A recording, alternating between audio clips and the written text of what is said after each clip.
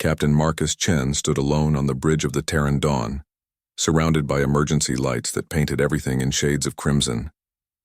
The silence was deafening. 23 empty stations, 23 crew members gone in the span of 18 minutes.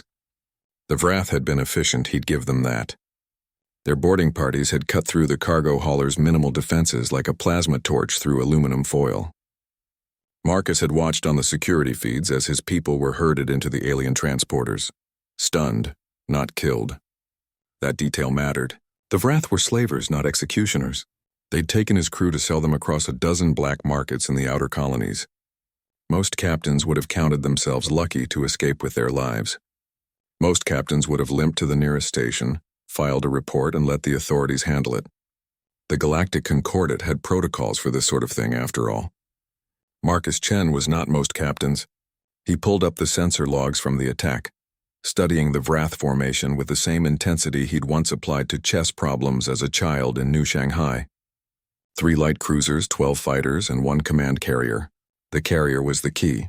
That's where they'd store captured cargo and prisoners until they could rendezvous with their buyer networks. The Terran Dawn was a civilian vessel, armed with nothing more than point defense lasers meant for clearing space debris. Against a Vrath battle group, it was effectively a flying coffin. But Marcus hadn't survived 15 years in the shipping lanes by following the obvious playbook. He set course for the Kepler Nebula, pushing the aging freighter's engines to their theoretical maximum. The Vrath had left him alive as an afterthought, a witness to spread fear. They wouldn't expect pursuit. That arrogance would be their first mistake. The second mistake was not knowing what humans kept in their cargo holds. Marcus made his way down to Bay 3, past storage containers labeled with mundane descriptions. Industrial equipment, mining supplies, agricultural materials. He stopped at Container 7 Alpha and entered an override code that existed in no official manifest. The container's doors hissed open, revealing rows of EMP mines, military-grade plasma charges, and a dozen hunter-killer drones that technically violated 4 separate interstellar weapons treaties. In the shipping business, especially on the frontier routes, insurance only went so far. Sometimes you needed your own insurance.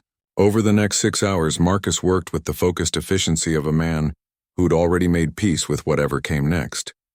He reprogrammed the drones, armed the mines, and began stripping non-essential systems from the Terran Dawn to boost power to the shields and engines. The ship's AI protested the modifications with increasingly urgent warnings that he dismissed with practiced ease. When the freighter emerged from the nebula's edge, Marcus had transformed it from a cargo hauler into something that vaguely resembled a missile with delusions of grandeur. The Vrath fleet hung in formation near a desolate moon, exactly where Marcus had calculated they'd be. Pirates followed patterns, and patterns could be exploited. He initiated his approach on a vector that would read as a desperate escape attempt, panicked, sloppy, exactly what they'd expect from a terrified merchant captain. The Vrath took the bait.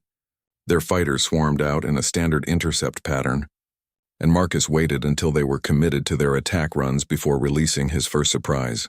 A cloud of EMP mines disguised as ejected cargo pods. The electromagnetic pulses cascaded through the fighter formation, frying their systems and leaving them drifting like dead leaves in space.